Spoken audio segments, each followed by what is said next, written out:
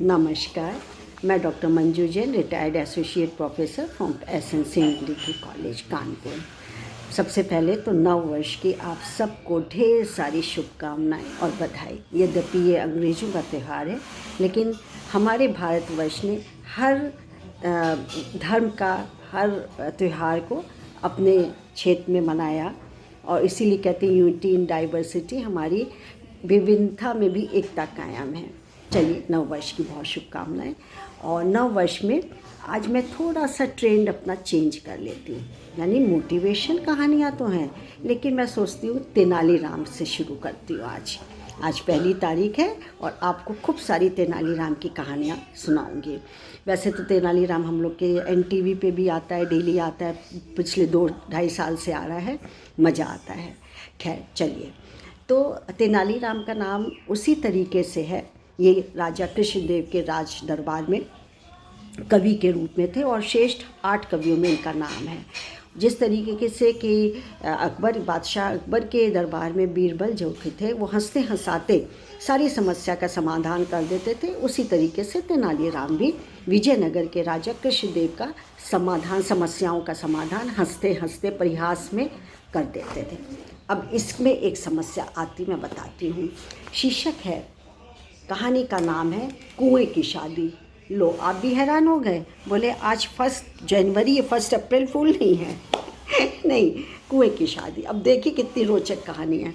हुआ यूँ कि एक बार विजयनगर में के राजा कृष्णदेव के पास सुल्तान मोहम्मद का उस समय दिल्ली में साम्राज्य था। उनके इंडिया में बहुत सारे साम्राज्य थे और आगे भी वो साम्राज्य को हासिल करना चाहते थे। तो उन्होंने कहा कि अब विजयनगर के पास हम एक पत्र भेजते हैं। तो उन्होंने उस पत्र में लिख कर के अपने दूत के साथ भेजा कि मेरे कुएं की शादी है और आप लोग को सब कुएं को यहाँ पर आना बहुत ज़रूरी है और मेरे निवेदन को आप स्वीकार करिए। दूत ने दूसरा पत्र खोला, फरमान जो कि था वो फरमान की तरीके से था। उसमें क्या लिखा था? उसमें एक चेतावनी लिखी हुई थी। मोहम्मद सुल्तान ने चेतावनी लिखी हुई थी कि आपको सबको कुएं, जितने राज्य में आपके कुएं हैं, सभी को शादी में, विवाह में, समारोह में आना जरूरी है और जो कोई नहीं आएगा उसको मेरे कोप का भाजन बनना पड़ेगा, उसको कुछ ना कुछ हानि उसकी होगी। अब कृष्णदेव तो माथा पकड़ के रह गए, करे तो करे क्या, भला कुआं भी कहीं आता जाता है, कुएं की भी शादी होती है। इसी तरीके से उनका शाम बीत गई और करवटें बदलते बदलते उनकी रात गुजरी। सवेरे तेनालीराम से उन्होंने बुलाया, अपनी समस्या का समाधान करने के लिए कहा। यूँ तो दरबार में उन्होंने ऐलान कर दिया तो चुटपुट दरबार में भी बात फैल गई थी, लेकिन तेनालीराम ने कहा कि अच्छा ये बात है तो आप क्यों घबराते, मुझे बस इस शाम तक का या कल सवेरे तक का आप समय दीजिए। समस्या और दोनों पत्रों का, जिसमें कुएं को बुलाने का आमंत्रण दिया है वो भी समाधान हो जाएगा और जिसमें उन्होंने चेतावनी दी है कि कोप का भाजन बनना पड़ेगा उसका भी हो जाएगा सॉल्यूशन। आप क्यों घबराते, मैं हूँ। बुद्धिमान तो थे ही और हास प्रयास में ही समस्या का सारा समाधान कर डालते थे। अब और राजा सुल्तान जो कि था दिल्ली का, वो उसने ट्रिक सोची हुई थी कि इसको नीचा दिखाना हमको ज़रूरी है और नीचा दिखाऊंगा, उसके बाद धीरे धीरे इनके राज पर भी अधिकार करूंगा। विजयनगर राज में वो राज्य करते थे, साम्राज्य फैला हुआ था कृष्णदेव का। सवेरे उठे, कानाफूसी होने लगी, कौन करेगा, कैसे करेगा, अरे वो है, ये है। राजा कृष्णदेव का दरबार लगा तो उन्होंने पूछा कि भाई तेनालीराम को समस्या का समाधान हुआ? बोले हाँ, आप एक दूत को भेज दीजिए और दूत, मैंने एक नोट लिख करके लिखा है, कहिए तो मैं दरबार में पढ़ के सुना दूँ और दूत के साथ भेज दीजिए आप सुल्तान को। बोले बताओ। तो उसमें ये लिखा हुआ था कि आपका बहुत बहुत धन्यवाद कि आपने हमको निमंत्रण के लिए भेजा और आपको साथ में बहुत बधाई कि कुएं का विवाह हो रहा है।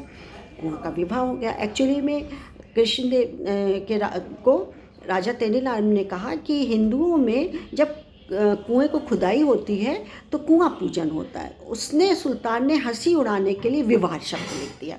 वो ट्रिक समझ गया और वो भी सुल्तान भी ट्रिक कर रहा था। उसमें नहले पे दहला जो कि तेनालीराम ने फेंका, शेर को 1.25 शेर इस बार मिला। खैर फरमान पढ़ा गया, जो मतलब लेटर था। और ऐसा है कि मैंने सारे कुओं को कह दिया है कि तुमको दिल्ली चलना है। तो राजी तो हो रहे हैं लेकिन गुस्से में बैठे हुए हैं कि आपका सुल्तान का कुआं भी तो हमारी शादी में नहीं आया था, तो जब तक वो नहीं आएगा कुआं तब तक हम लोग नहीं जाएंगे। और कुएं के साथ सारे लोग कह रहे हैं कि उसके जितने मित्र दोस्त रिश्तेदार नाते रिश्तेदार हैं उनको भी यहाँ पर आना पड़ेगा समारोह में, तब हम सबको आ जाएंगे। तो ये फरमान लेकर ये चिट्ठी लेकर के दूध के साथ भेज दिया गया। वहाँ मोहम्मद सुल्तान के पास वो दिल्ली में गए और उन्होंने वही पत्र खोल के दूध पे पढ़ा।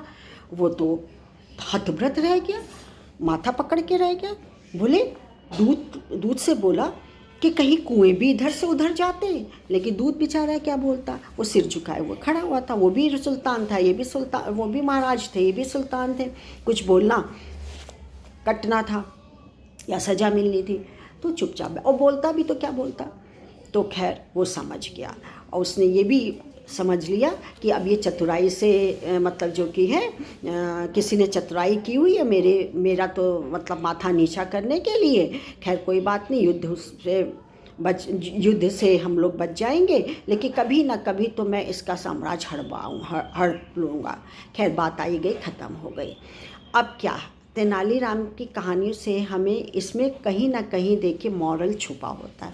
छोटी सी छोटी कहानियाँ, छोटे छोटे विचार प्रसंग कहीं हमको शिक्षा दे ही जाते हैं।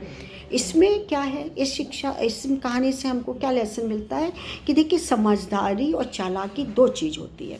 समझदारी विवेक से, बुद्धि से, रीजनिंग से की जाती, विवेक युक्त हो गए। और चालाकी में थोड़ा सा क्रूरता, थोड़ी सी टेढ़ी उंगली से घी निकालने वाली बात आ जाती है। और कई लोग तो चालाकी में अहित भी कर देते हैं, हिंसा का भी सहारा लेते हैं। लेकिन तेनालीराम ने कभी भी हिंसा का सहारा नहीं लिया, कभी नहीं। वो खाली अपने वाक्चरुता से और समझदारी और चालाकी, जो अच्छे फेवरेबल चालाकी होती थी, उसका सहारा लिया। तो चालाकी और समझदारी से चुटकी में समाधान कर दिया। तो दोस्तों कभी कभी ऐसा होता ही, हमारे सामने भी बहुत विकट समस्या आ जाती है, लेकिन कभी कभी हमको समझदारी के साथ साथ चालाकी से काम लेना पड़ता है और दूसरे को सबक सिखाना पड़ता है। आप हिंसक मत होइए, आप मारपीट मत करिए, आप गलत रास्ते को मत अपनाइए, लेकिन जहाँ सीधी उंगली से घी नहीं निकल रहा है और टेढ़ी उंगली करके ऐसे करके निकाल लीजिए, काम बन गया। कहीं मारपीट नहीं, कहीं कुछ नहीं। तो दोस्तों तेनालीराम की कहानी आज से शुरू, देखिए कब तक मैं सुनाती हूँ। अच्छी लगी हो, रोचक मज़ेदार थी, तो आप ज़रूर लाभान्वित होंगे और दूसरे को भी करेंगे, बच्चों को भी सुनाइए, उन्हें भी मज़ा आएगा। तब तक के लिए मुझे इजाज़त दीजिए। नमस्कार, थैंक यू।